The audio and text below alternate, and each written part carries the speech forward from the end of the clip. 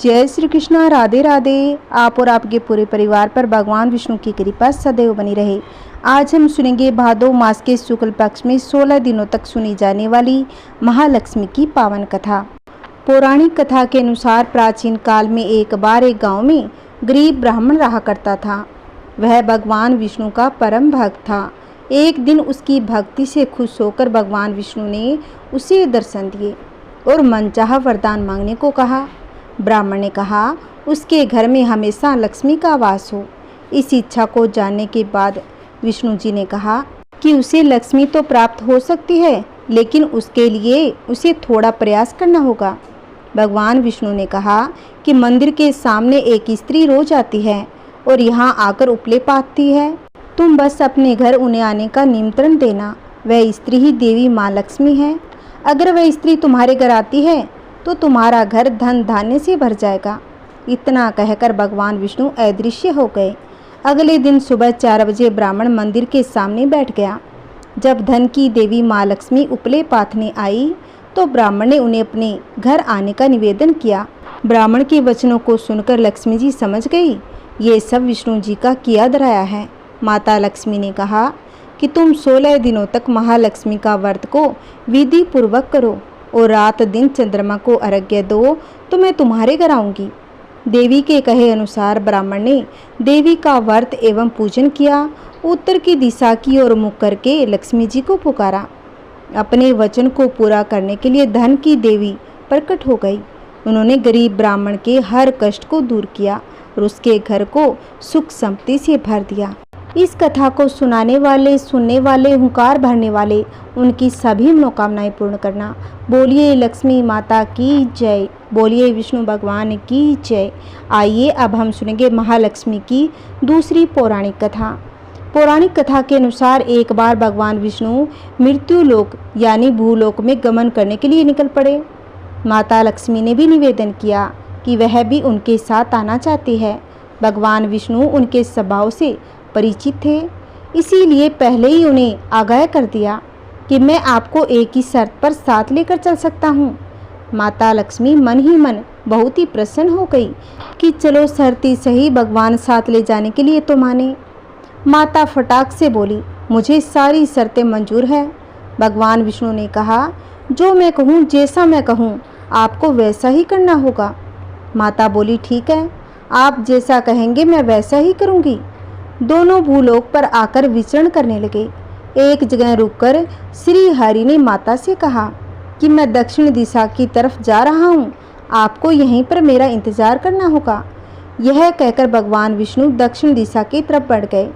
अब माता को जिज्ञासा हुई कि दक्षिण दिशा में ऐसा क्या है जो भगवान मुझे वहाँ नहीं ले जाना चाहते। माता का स्वभाव तो वैसे भी चंचल ही माना जाता है। उनसे वहाँ पर ज़्यादा देर नहीं रुका गया और वे भगवान विष्णु की तरफ ही बढ़ने लगी।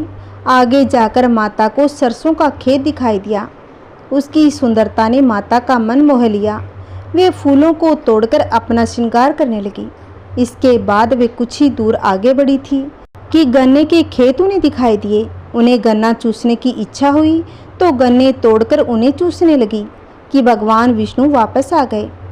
सरसों के फूलों से सजी माता लक्ष्मी को गन्ना चूसते हुए देखकर भगवान विष्णु उन पर क्रोधित हो गए।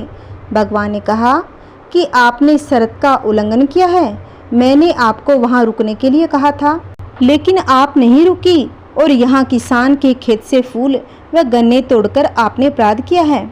इसकी आपको सजा मिलेगी। भगवान विष्णु ने माता लक्ष्मी को 12 वर्ष तक किसान की सेवा करने का श्राप दे दिया और स्वयं क्षीर सागर गमन कर गए। अविवश माता लक्ष्मी को किसान के घर रहना पड़ा। एक दिन माता लक्ष्मी ने किसान की पत्नी को देवी लक्ष्मी की प्रतिमा की पूजा करने को कहा और बोला इससे तुम जो भी मांगोगी तुम्हें मिलेगा। और किसान की पत्नी ने वैसा ही किया। कुछ ही दिनों में उनका घर धन धान्य से पूर्ण हो गया। हंसी खुशी समृद्धि में 12 साल का समय भी बीत गया। जब भगवान विष्णु माता लक्ष्मी को लेने के लिए आए तो किसान ने माता को न जाने का हट कर लिया। इस पर माता लक्ष्मी ने कहा कि कार्तिक कृष्ण पक्ष की 13 की दिन यदि वह विधि पूर्वक मेरी पूजा करे तो वह उसके घर से नहीं जाएगी, लेकिन वह इस दौरान उन्हें दिखाई नहीं देगी। वह एक कलश की स्थापना करे और उसमें कुछ धन रखें, यानी धन ही लक्ष्मी का रूप होगा। इस प्रकार तेरस के दिन किसान ने माता के बताए अनुसार ही पूजा कर कलश स्थापना की और किसान का घर धन धान्य से पूर्ण रहने लगा। तब से लेकर आज तक धनतेरस पर माता लक्ष्मी की पूजा करने की परंपरा भी चली आ रही है। जो भी भक्त विधि विधान से इस व्रत को करता है और कथा को सुनता है, माता लक्ष्मी उसी के घर में वास करती है और माता लक्ष्मी की कृपा आप पर हमेशा बनी रहती है। आइए भक्तों, अब हम सुनेंगे दूसरी कथा। द्वापर युग की बात है। भद्रसर्वा नाम के एक राजा थे। वे बड़े पराक्रमी राजा थे। 4 वेद, 6 शास्त्र, 18 पुराणों का उन्हें ज्ञान था। उनकी रानी का नाम था सूरज चंद्रिका। रानी दिखने में बहुत ही सुंदर और सुलक्षणा थी तथा पतिव्रता थी। उन दोनों को 7 पुत्र तथा उसके बाद एक कन्या का वरदान मिला था। कन्या का नाम था सांबाला। एक बार महालक्ष्मी जी के मन में आया कि जाकर उस राजा के राजप्रसाद में रहे। इससे राजा को दुगनी धन दौलत की प्राप्ति होगी और वह इस धन दौलत से अपनी प्रजा को और भी सुख दे पाएंगे। गरीब के घर अगर रहेगी, उसे धन दौलत प्राप्त हो तो वह स्वार्थ की तरह केवल अपने ऊपर ही खर्च करेगा। यही सोचकर श्री महालक्ष्मी जी ने बूढ़ी ब्राह्मण स्त्री का रूप धारण कर लिया। हाथ में लाठी लिए लाठी के सारे रानी के द्वार पर जा पहुंची। यद्यपि उन्होंने बूढ़ी औरत का रूप धारण किया था, पर उनके चेहरे पर वही तेज था। उन्हें देखते ही एक दासी सामने आई और उसने इनका नाम धाम काम धर्म पूछा। तो वृद्ध ब्राह्मण का रूप धारित माता लक्ष्मी ने कहा कि बालिके, मेरा नाम तो कमला है। मेरे पति का नाम भुवनेश है। हम द्वारिका में रहते हैं। तुम्हारी रानी पिछले जन्म में एक वेश्या की पत्नी थी। वह वेश्या एक गरीब था। गरीबी के कारण हर रोज घर में झगड़े होते थे तथा उसका पति रोज उसे मारता था। इन बातों से तंग आकर के वह घर छोड़कर चली गई तथा वन जंगल में खाली पेट भटकने लगी। उसकी इस दशा पर मुझे दया आ गई। तब मैंने उसे सुख संपत्ति देने वाली श्री महालक्ष्मी की कथा सुनाई। मेरे कहने पर उसने श्री महालक्ष्मी का व्रत भी किया। श्री महालक्ष्मी प्रसन्न हुई, उसकी गरीबी भी दूर हुई। उसका घर संसार दौलत संपत्ति से भर गया। बाद में पति पत्नी दोनों परलोक सिधारे। लक्ष्मी व्रत करने के कारण वे लक्ष्मी लोक में रहे। उन्होंने जितने साल महालक्ष्मी का व्रत किया, उतने हजारों साल उन्हें सुख भोग मिला। इस जन्म में उसका जन्म राजघराने में हुआ है, परंतु वह श्री महालक्ष्मी का व्रत करना भूल गई। उसे यह याद दिलाने में यहाँ आई हूँ। बुढ़िया की बातें सुनकर दासी ने उन्हें प्रणाम किया तथा श्री महालक्ष्मी का व्रत किस तरह किया जाए इस बारे में भी पूछा। बुढ़िया रूप धारण किए हुए श्री महालक्ष्मी माता ने दासी को पूजा की विधि तथा महिमा बताई। इसके बाद वह दासी माता को प्रणाम कर रानी को बताने अंदर चली गई। राज वैभव में रहते हुए रानी को अपने ऐश्वर्य का बहुत ही घमंड था। पत्नी तथा अधिकार की वजह से वह उन्मत्त हो गई थी। दासी द्वारा बताई गई बुढ़िया की बातें सुनकर वह तो आग बबूला होकर राज दरबार पर आकर बुढ़िया रूपी श्री महालक्ष्मी पर ही बरस पड़ी। उसे यह मालूम ही नहीं था कि श्री महालक्ष्मी माता बुढ़िया का रूप धारण किए द्वार तक आई है, परंतु रानी का इस कदर रुख बर्ताव तथा अपना अनादर देखकर माता ने वहाँ ठहरना ठीक नहीं समझा। वे वहाँ से चल पड़ी। राह में उन्हें राजकुमारी सांबाला मिली। उन्होंने सांबाला को सारी बात बताई। सांबाला ने अपनी ओर से श्री महालक्ष्मी माता से क्षमा याचना की। माता को उस पर दया आ गई। उन्होंने सांबाला को श्री महालक्ष्मी व्रत के बारे में बताया। सांबाला ने परम श्रद्धा से श्री महालक्ष्मी का व्रत रखा। फलस्वरूप राजा सिद्धेश्वर के सुपुत्र मालाधर से उसका विवाह हो गया। वह धन दौलत ऐश्वर्य वैभव से मालामाल हो गई। पति के साथ ससुराल में आनंद के दिन बिताने लगी। इधर श्री महालक्ष्मी का रानी पर प्रकोप हुआ और राजा भद्रसर्वा का राज्य एवं कारोबार नष्ट हो गया। यहाँ तक कि खाने के लाले पड़ गए। ऐसी हालत में एक दिन रानी ने राजा से निवेदन किया, हमारा दामाद इतना बड़ा राजा है, धनवान है, ऐश्वर्यशाली है, क्यों न उसके पास जाएं, अपना हाल उसे बताएं, वह जरूर हमारी मदद करेगा। इस बात पर राजा भद्रसर्वा दामाद के पास रवाना हुए। राज्य में पहुंचकर एक तालाब के किनारे थोड़ी देर विश्राम लेने के लिए ठहर गए। तालाब से पानी लेने आते जाते दासियों ने उन्हें देखा। उन्होंने विनम्रता से उनकी पूछताछ की। जब उन्हें यह मालूम हुआ कि वे रानी सांबाला के पिता हैं, तो दौड़ते हुए जाकर उन्होंने रानी को सारी बात बता दी। रानी ने दासी के हाथ राज परिधान भेजकर बड़े ठाठ से उनका स्वागत तथा आदर सत्कार किया, खान पान करवाया। जब वे लौटने लगे तो सोने की मेहरों से भरा घड़ा दिया। राजा भद्र सर्वा जब वापस लौटे तो उन्हें देखकर रानी सूरत चंद्रिका खुश हो गई। उन्होंने सोने की मोहरों से भरे घड़े का मुंह खोल कर देखा तो बोला, हाय भगवान, घड़े में धन के बदले कोयले मिले। यह सब श्री महालक्ष्मी के प्रकोप से हुआ। इस प्रकार दुर्दशा में और कई दिन बीत गए। इस बार रानी स्वयं अपनी कन्या के पास गई। सांबाला श्री महालक्ष्मी का व्रत पूजा कर रही थी। अपनी माता से भी व्रत करवाया। इसके बाद रानी अपने घर आई। श्री महालक्ष्मी का व्रत रखने पर उसे फिर से अपना राजपाट, धन दौलत, ऐश्वर्य प्राप्त हुआ।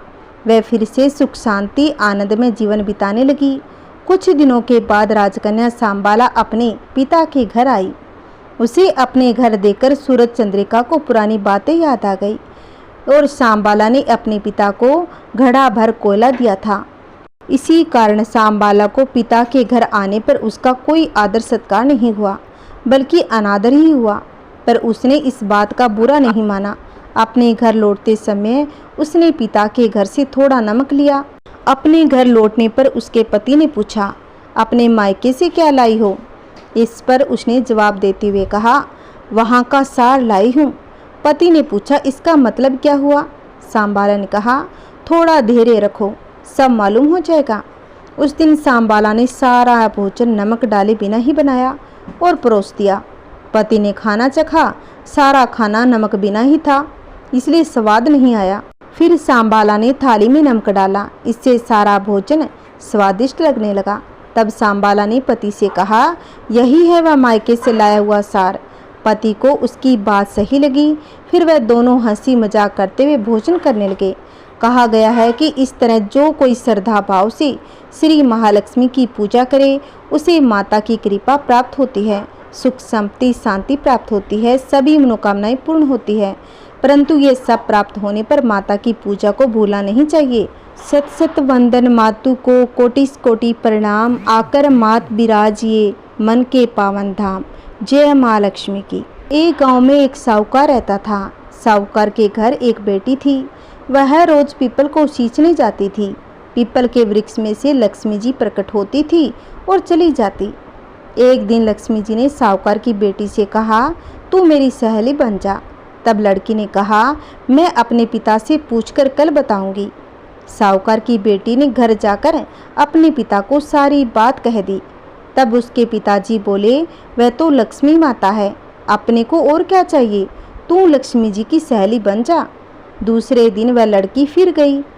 तब लक्ष्मी जी पीपल के पेड़ से निकलकर आई और कहा, सहेली बन जा। तो लड़की ने कहा, बन जाऊंगी, और दोनों सहेली बन गई। लक्ष्मी जी ने उसको खाने का न्योता दिया। घर आकर लड़की ने माँ बाप को कहा कि मेरी सहेली ने मुझे खाने का न्योता दिया है। तब माँ बाप ने कहा कि सहेली के जीमने जाइयो, पर घर को संभाल कर जाना। तब वह लक्ष्मी जी के यहाँ जीमने चली गई। तो लक्ष्मी ने उसे साला दुसाला ओढ़ने के लिए दिया, रुपया दिया, सोने की चौकी, सोने की थाल में 36 प्रकार के भोजन करा दिए। जीम कर जब वह जाने लगी तो लक्ष्मी जी ने पल्ला पकड़ लिया और कहा कि मैं भी तेरे घर जीमने आऊँगी। तो उसने कहा, आ जाइयो। वह घर जाकर चुपचाप करके बैठ गई। तब बाप ने पूछा कि बेटी सहेली के यहाँ जिम कर आ गई और उदास क्यों बैठी है? तब उसने कहा कि पिताजी, मेरे को तो लक्ष्मी जी ने इतना दिया और अनेक प्रकार के भोजन कराए, परंतु मैं कैसे जिमाऊंगी? अपने घर में तो कुछ भी नहीं है। तब उसके पिता ने कहा, गोबर मिट्टी से चौका लगाकर घर की सफाई कर ले, 4 मुख वाला दिया जलाकर लक्ष्मी जी का नाम लेकर रसोई में बैठ जाना। लड़की सफाई करके लड्डू लेकर बैठ गई। उसी समय एक रानी नहा रही थी। उसका 9 लखा हार चील उठाकर ले गई। उसके घर वह 9 लखा हार डाल गई और उसका लड्डू ले गई। बाद में वह हार को तोड़कर बाजार गई और सामान लाने लगी। तो सुनार ने पूछा कि क्या चाहिए? तब उसने कहा कि सोने की चौकी, सोने का थाल, साल दुसाला दे, मोहर दे और सामग्री दे, 36 प्रकार का भोजन हो जाए इतना सामान दे। सारी चीज़ें लेकर बहुत तैयारी करी, रसोई बनाई। तब गणेश जी से कहा कि लक्ष्मी जी को बुलाओ। आगे आगे गणेश जी, पीछे पीछे लक्ष्मी जी आ गई। उसने फिर चौकी डाल दी और कहा, सैली चौकी पर बैठ जा। तब लक्ष्मी जी ने कहा, सैली चौकी पर तो राजा रानी के भी नहीं बैठी, किसी के भी नहीं बैठी। तो उसने कहा, मेरे यहाँ तो बैठना पड़ेगा। फिर लक्ष्मी जी चौकी पर बैठ गई। तब उसने बहुत ही खातिर की, जैसे लक्ष्मी ने करी थी वैसे ही उसने करी। लक्ष्मी जी उस पर बहुत ही प्रसन्न हो गई। घर में खूब धन दौलत हो गई, घर में लक्ष्मी आ गई। साहूकार की बेटी ने कहा, मैं अभी आ रही हूँ, तुम यहीं पर रहना। और वह चली गई। लक्ष्मी जी गई नहीं और चौकी पर बैठी रही। उसको बहुत धन दौलत दिया। हे लक्ष्मी जी, जैसा तुमने साहूकार की बेटी को दिया वैसा सबको देना। कहानी कहते हुंकारा भरते, सबके परिवार में सुख शांति बनाए रखना, सबके घर में धन की वर्षा करना, सबके घर में सुख शांति बनाए रखना। एक समय की बात है, एक शहर में एक शीला नाम की स्त्री अपने पति के साथ रहती थी। शीला स्वभाव से धार्मिक प्रवृत्ति की थी और भगवान की कृपा से उसे जो भी प्राप्त हुआ था वह उसी में संतोष रखती थी और शहरी जीवन वह जरूर व्यतीत कर रही थी, परंतु शहर के जीवन का रंग उस पर नहीं चढ़ा था। भजन कीर्तन, भक्ति भाव और परोपकार का भाव उसमें अभी भी था। वह अपने पति और अपनी गृहस्थी में बहुत प्रसन्न थी। आस पड़ोस के लोग भी उसकी सराहना किया करते थे। देखते ही देखते समय बदला। उसका पति कुसंगति का शिकार हो गया था। वह शीघ्र अमीर होने का ख्याल देखने लगा। अधिक से अधिक धन प्राप्त करने के लालच में वह गलत मार्ग पर चल पड़ा। जीवन में रास्ते से भटकने के कारण उसकी स्थिति भिखारियों जैसी हो गई। बुरे मित्रों के साथ रहने के कारण उसमें शराब, जुआ, रेस और नशीले पदार्थों का सेवन करने की आदत उसमें पड़ गई। इस गंदी आदतों में उसने अपना सब धन गंवा दिया था। अपने घर और अपने पति की यह दशा देख शीला बहुत ही दुखी रहने लगी, परंतु वह भगवान पर आस्था रखने वाली स्त्री थी। उसे अपने देव पर पूरा विश्वास था। एक दिन दोपहर के समय उसके घर के दरवाजे पर किसी ने आवाज़ दी। जब दरवाज़ा खोलकर देखा तो सामने एक बूढ़ी माँ खड़ी थी। माता के चेहरे पर एक विशेष तेज था। वह करुणा और स्नेह की देवी नजर आ रही थी। शीला उस माँ जी को घर के अंदर ले आई। घर में बैठने के लिए कुछ खास व्यवस्था नहीं थी। शीला ने एक फटी हुई चादर पर उसे बिठा दिया। माँ जी बोली, क्यों शीला, मुझे पहचाना नहीं? हर शुक्रवार को लक्ष्मी जी के मंदिर में भजन कीर्तन के समय मैं भी वहाँ आती हूँ। इसके बावजूद शीला कुछ समझ नहीं पा रही थी। फिर माँ जी बोली, तुम बहुत दिनों से मंदिर नहीं आई, मैं तुम्हें देखने चली आई। माँ जी के अति प्रेम भरे शब्दों से शीला का हृदय पिघल गया। माँ जी के व्यवहार से शीला काफ़ी संभल गई और सुख की आस में उसने माँ जी को अपनी सारी कहानी सुना दी। कहानी सुनकर माँ जी ने कहा, माँ लक्ष्मी जी तो प्रेम और करुणा के अवतार है। वे अपने भक्तों पर हमेशा ममता रखती है। इसीलिए तू धैर्य रखकर माँ लक्ष्मी जी का व्रत कर, इसे सब कुछ ठीक हो जाएगा। शीला के पूछने पर माँ जी ने उसे व्रत की सारी विधि बता दी। माँ जी ने कहा, बेटी, माँ लक्ष्मी जी का व्रत बहुत ही सरल है। उसे वरद लक्ष्मी व्रत या वैभव लक्ष्मी व्रत कहा जाता है। यह व्रत करने वाले की सभी मनोकामनाएं पूर्ण होती है। वह सुख, संपत्ति और यश प्राप्त होता है। शीला यह सुनकर आनंदित हो गई। शीला ने संकल्प करके आंखें खोली तो सामने कोई नहीं था। वह विस्मित हो गई कि माँ जी कहाँ चली गई। शीला को तत्काल ये समझते देर नहीं लगी। माँ जी और कोई नहीं, वह तो साक्षात माता लक्ष्मी ही थी। दूसरे दिन शुक्रवार था। सुबह स्नान करके स्वच्छ कपड़े पहनकर शीला ने माँ जी द्वारा बताई विधि के पूरे मन से व्रत किया। आखिरी में प्रसाद वितरण हुआ। यह प्रसाद पहले पति को खिलाया। प्रसाद खाते ही पति के स्वभाव में फर्क पड़ गया। उस दिन उसने शीला को मारा भी नहीं और सताया भी नहीं। उनके मन में वैभव लक्ष्मी व्रत के लिए श्रद्धा बढ़ गई। शीला ने पूर्ण श्रद्धा भक्ति से 21 शुक्रवार तक वैभव लक्ष्मी व्रत किया। 21वें शुक्रवार को माँ जी के कहे मुताबिक उद्यापन विधि करके 7 स्त्रियों को वैभव लक्ष्मी व्रत की 7 पुस्तकें उपहार में दी। फिर माता जी के धन लक्ष्मी स्वरूप की छवि को वंदन करके भाव से मन ही मन प्रार्थना करने लगी। हे माँ धन लक्ष्मी, मैंने आपका वैभव लक्ष्मी व्रत करने की मन्नत मानी थी, वह व्रत आज पूर्ण किया है। हे माँ, मेरी हर विपत्ति दूर करो, हमारा सबका कल्याण करो। जिसे संतान न हो उसे संतान देना, सौभाग्यवती स्त्री का सौभाग्य अखंड रखना, कुंवारी लड़की को मन भाव पति देना। जो आपका यह चमत्कारी वैभव लक्ष्मी व्रत करे उनकी सब विपत्ति दूर करना, सभी को सुखी रखना। हे माँ, आपकी महिमा अपरंपार है। ऐसा बोलकर लक्ष्मी जी के धन लक्ष्मी स्वरूप की छवि को प्रणाम किया। व्रत के प्रभाव से शीला का पति अच्छा आदमी बन गया और कड़ी मेहनत करके व्यवसाय करने लगा। उसने तुरंत शीला के गिरवी रखे गहने छुड़ा लिए। घर में धन की बाढ़ सी आ गई। घर में पहले जैसे सुख शांति छा गई। वैभव लक्ष्मी व्रत का प्रभाव देकर मोहल्ले की दूसरी स्त्रियां भी विधि पूर्वक वैभव लक्ष्मी का व्रत करने लगी। बोलिए महालक्ष्मी की जय। ओम नमः शिवाय। बोलिए विष्णु भगवान की जय। आइए भक्तों, अब हम सुनेंगे आरती। आइए भक्तों, अब हम सुन लेते हैं माँ लक्ष्मी की आरती।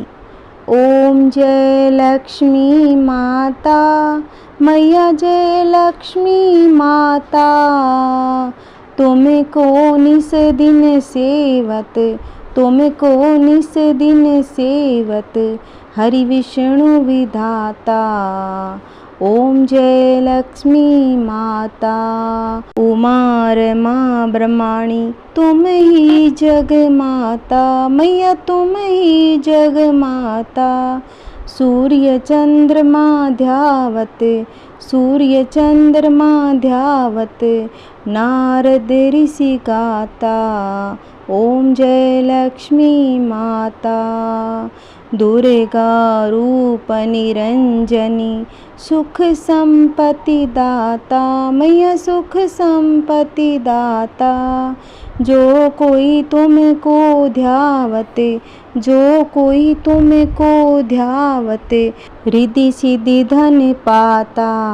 ओम जय लक्ष्मी माता, तुम्हें पाताल निवासिनी, तुम ही शुभ दाता, मैया तुम ही शुभ दाता। कर में प्रभाव प्रकाशिनी, कर में प्रभाव प्रकाशिनी, भवनिधि की त्राता। ओम जय लक्ष्मी माता, जिस घर में तुम रहती, सब सद्गुण आता, मैया सब सद्गुण आता। सब संभव हो जाता, सब संभव हो जाता, मन नहीं घबराता। ओम जय लक्ष्मी माता, तुम बिन यज्ञ न होते, वस्त्र न कोई पाता, मैया वस्त्र न कोई पाता। खाने पान का वैभव, खाने पान का वैभव, सब तुमसे आता। ओम जय लक्ष्मी माता, शुभ गुण मंदिर सुंदर, सिरोधिज जाता। रतन चतुर्दश तुम बिने, रतन चतुर्दश तुम बिने, कोई नहीं पाता। ओम जय लक्ष्मी माता, महालक्ष्मी जी की आरती जो कोई जन गाता, मैया जो कोई जन गाता, पूरे आनंद स्माता, पाप उतर जाता। ओम जय लक्ष्मी माता, ओम जय लक्ष्मी माता। बोलिए माता लक्ष्मी की जय। बोलिए विष्णु भगवान की जय।